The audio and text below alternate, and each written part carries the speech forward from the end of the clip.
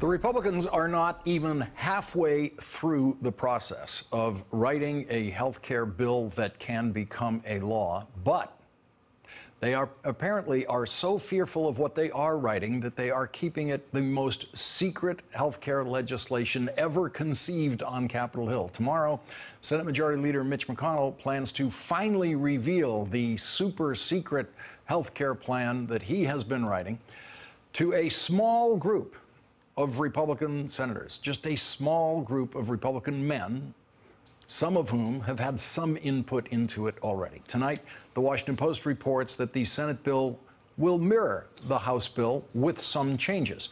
A discussion draft circulating Wednesday afternoon among aides and, of course, lobbyists would roll back the ACA's taxes, phase down its Medicaid expansion, rejigger its subsidies, give states wider latitude in opting out of its regulations, and eliminate federal funding for Planned Parenthood. A new Politico Morning Consult poll finds that the House version is already unpopular, with only 35% of voters approving of it, 49% disapprove, and 65% of voters say they want Republicans to compromise with Democrats and come to a bipartisan solution on health care reform. Here's what President Trump had to say about that health care plan tonight. I've been watching, and they're saying, President Trump has not produced health care. You know, I've been there for 5 months.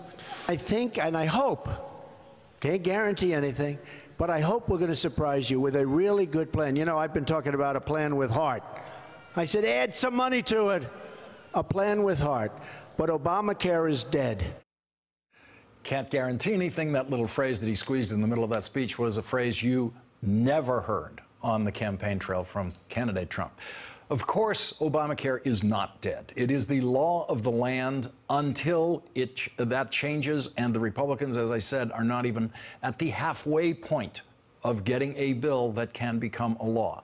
The president admitted tonight, in effect, that Republicans are so bad at writing health care legislation that even the tiniest bit of input from Democrats, any Democrat, would make it much better, would make it beautiful. And by the way, if we had even a little Democrat support, just a little, like a couple of votes, you'd have everything. And you could give us a lot of votes, and we'd even be willing to change it and move it around and try and make it even better. It's going to have good heart, but even better. But again, they just want to stop. They just want to obstruct. A few votes, seriously, a few votes from the Democrats, it could be so easy and so beautiful. Joining us now, Joy Reid, an MSNBC national correspondent and the host of AM Joy Weekends on MSNBC. Also with us, Tim O'Brien, executive editor of Bloomberg View and author of Trump Nation, The Art of Being the Donald, and David Frum, senior editor for The Atlantic. Joy, it could be so beautiful, if they all just moved their hands like him and, I don't know, has said something beautiful. It could be a beautiful bill. And I mean, and Democrats would have to pull off this magic trick without ever speaking to a Republican, because Republicans will not only not let their own members see the bill, they certainly aren't letting Democrats know what they're doing. The 13 guys that are writing it by themselves are then going to show it to a Republican-only caucus. Democrats are not allowed in the room. There'll be no hearings. There'll be no discussion, no amendments from Democrats. What is it that Donald Trump wants them to do? Maybe hold up big signs outside of the Republican caucus meetings with their ideas on them? It's ridiculous. And then the second point, obviously, is Democrats are never going to participate in something called repeal Obamacare. There's no reason for them to ever do that, and they're not going to do it. Tim, we're getting reports from inside the White House already that they're all terribly disappointed that he didn't stick to the script, that he didn't go with what was in the teleprompter, and instead, went with whatever went through his mind. You've studied him better than any of the rest of us, longer than the rest of us. You've had him under oath in the deposition where he failed in his lawsuit against you. When he's up there saying, as we just heard him say, Democrats could make this better. We don't know how to make it better. only they do.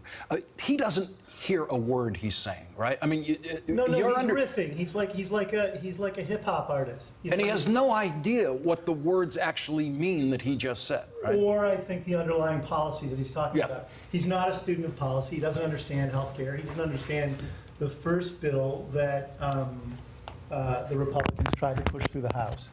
And I'm sure he doesn't understand the specifics of what he currently has. He's just trying to generate that thing that he does, which is uproarious crowd pleasers.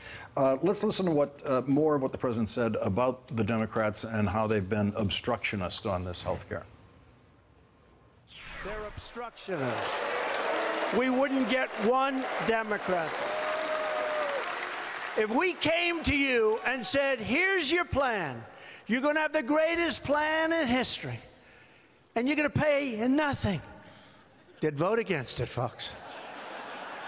Every single vote. So we have a very slim 52 to 48. That means we basically can't lose anybody. David Frum, it won't surprise you that the part about the greatest plan in history where you don't pay, you're going to pay nothing, was not in the teleprompter. That was the plan that Donald Trump just wrote as he was speaking to his audience. We could have that plan, but we're giving you something else. Daniel Dale of the Toronto Star had an amazing report from that speech about exactly what Tim and you were talking about, the Donald Trump riffing. At one point, he went on this riff about one of the ideas he's had is that immigrants to this country, legal immigrants who have been settled, should not get any kind of public assistance for their first 5 years. They should not be a charge on the Treasury. And he said this is a very important concept, and he was going to go to work on it. And I think, actually, that would be a pretty broadly popular idea. In fact, it's so popular that it's been the law of the land since the middle 1990s. And no one has ever, I think, before seen a president go on a platform and promise to do something that has been the law of the land for 22 years. And Joy, it takes a special kind of voter to applaud for that and think, hey, that's a great idea. Yeah, well, but the thing is that Donald Trump, he does understand something fundamental about the Republican Party that Republicans didn't understand, which is that the base of the Republican Party wants big government. They just want big government to only be limited to them. They want, immigrants to be cut off from programs. They want minorities who they think don't deserve them to be cut off. But they themselves actually are not just for big government, they're for huge government. And so when he says to them something terrific where you won't have to pay, what they hear Donald Trump saying is, I'm going to make sure that whatever I create takes care of just you. And we're still going to cut the bad people out. The people you don't like are going to get nothing. And to them, that sounds like Christmas every day. And Tim, I think you'll have a strong insight into this. He said he doesn't want any poor people in his cabinet. Now, I think you could extend that to his life, couldn't you? Yeah, he's never had many poor people even at his front door. I think he actually said he thinks that rich people make better decisions. He's a rich person. He hasn't made great decisions, but I don't think he's going to turn that prism on himself. And David, here's a president with this stunningly low approval rating now, down 35, 36, somewhere like that, who goes out there and apparently believes the room. He believes the few thousand people that you can put in a room, all self-selected to applaud for him. Right. Well, I think one of the consequences of the Georgia 6th election, which has left Democrats very downcast, and understandably why they would be, but it has also pushed the Republicans past their last safe exit. Had the Republicans lost in Georgia, I think there might be today a little bit more of a mood of caution. That would be painful today, but would serve them well in the longer, medium term. What is instead happening is Donald Trump feels completely emboldened to do whatever he wants to do, and the Paul Ryan Republicans and the Mitch McConnell Republicans feel emboldened to do what they want to do. And so they are going to gun this thing. And they might well have been advised to do as you say, to look at those poll numbers and say, sooner or later, the public is going to find out what's in this bill. And they will probably find it out before November of 2018, even if it's already the law by then. But Joy, could any Republican House member who won their seat by less than, say, 15 points, less than 20, certainly less than 15. Could any of them feel comfortable tonight after what they saw in Georgia last night? No, I mean, well, here's the reality. There are two trains that are barreling down the tracks at the same time toward each other. One of them is that every single Republican who's in Washington elected today has to be able to go home to their state or their district and say, I voted to destroy Obamacare. But they also have to be able to go home and say, I did not take away you and your grandma and your mom's health care. But what Paul Ryan fundamentally wants to do is take grandma's health care. He is just as determined to take away grandma's health care and take away health care from the poor, to give a giant tax cut to the rich, as Donald Trump is to create something terrific that'll pay for everybody and leave nobody poor. These are two things that are in fundamental conflict with each other. And Republicans cannot say no to Trump care. They have to vote for it because they feel like that is their prime directive. But once they do, 2018, I know they feel good right now about Georgia 6, but all that says is that Republicans vote for Republicans. The problem is they've got to sell this bill the way Democrats had to after 2010, and Democrats expanded health care and still lost. Yeah, Tim, the history of what happens to the party who took the last action on health care, whether they succeed or fail. I mean, you look at what happened under the Clinton bill, where the Democrats failed and couldn't even get it to a vote in the House of Representatives, couldn't get it to a vote in the Senate. They were still penalized and lost both the House and the Senate in the next election. And I think that reality is going to visit itself upon the Republicans in a way that I don't think they're braced for. I don't think they've thought it through. They're now bringing us to a double feature. You know, we saw this first in the House. It looks like we're going to get a repeat in the Senate. It's a double feature in a completely dark theater. No one can see the screen. And I don't think the result's going to be favorable for them.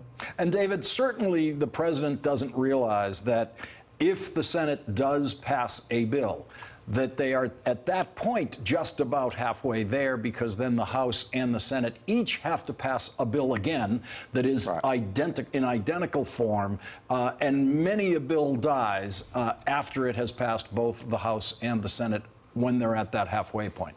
Well, the House has the option of simply passing the Senate bill whole, which is what happened to the Affordable Care Act in 2010.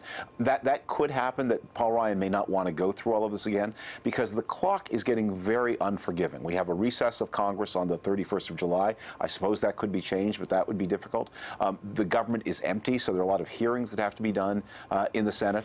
And if actions to begin on the big tax cut that is the real desire of Republican voters.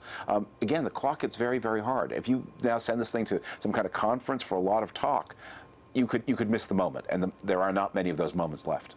Joy, the president made only a passing reference to the witch hunt in Washington without getting too specific about it. So in front of that crowd tonight, even when he's unleashed, he couldn't find anything to say about the investigation specifically. He can't say anything because the chief warlock, Robert Mueller, has his number. I mean, Donald Trump created the situation he's in now, because even if there could be no evidence found of collusion with Russia, firing Jim Comey baked this in. This is going to be Donald Trump's reality for the foreseeable future. Robert Mueller is a formidable opponent, but you know what? So is Jim Comey. Firing him was a huge mistake, and he's going to have to live with it. Tim, will he live with it? Will he not try to fire the special prosecutor? Will he live with what he now has? We've been down this road before, you and I, talking about this. I don't think he'd hesitate for a second to fire Mueller if he feels threatened. And I think one of the animating forces of his fear and concern around this hasn't been the collusion issue, whether or not it occurred. I think he thinks he could probably end around the obstruction of justice. I think what he's really concerned about is that people are now looking at the money trail.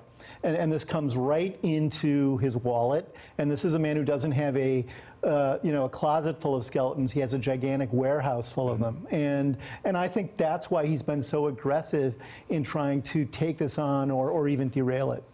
David Frum, there's so much talk about, why wouldn't the president come out and say something forceful about the Russians interfering in the election?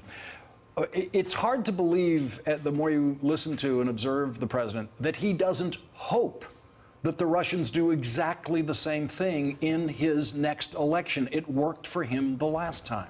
Well, I wonder, and I'm just guessing, whether it's not more psychological than strategic in the way that you describe.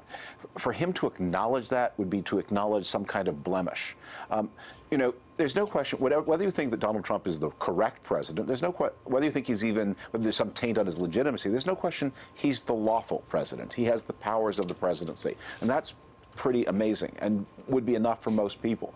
But for him to accept something went wrong and there's some question mark, that's just not something he can psychologically cope with. He has to deny it. So maybe he has the kind of pragmatic motive that you describe, but maybe it's just, Tim knows him well, maybe it's just that need to say, if it's mine, it must be perfect, it must be huge, it must be the best and biggest ever. Tim, quickly before we go, if there's any possibility that he won with the help of Russian interference, why wouldn't he want that interference the next time around? I don't think he would acknowledge that's why he won. Right. Right. So I think that's a moot point. Okay. Tim O'Brien, we're going to have to leave it there. Thanks for joining us, Tim. Really appreciate it. Hey there, I'm Chris Hayes from MSNBC. Thanks for watching MSNBC on YouTube. If you want to keep up to date with the videos we're putting out, you can click subscribe just below me or click over on this list to see lots of other great videos.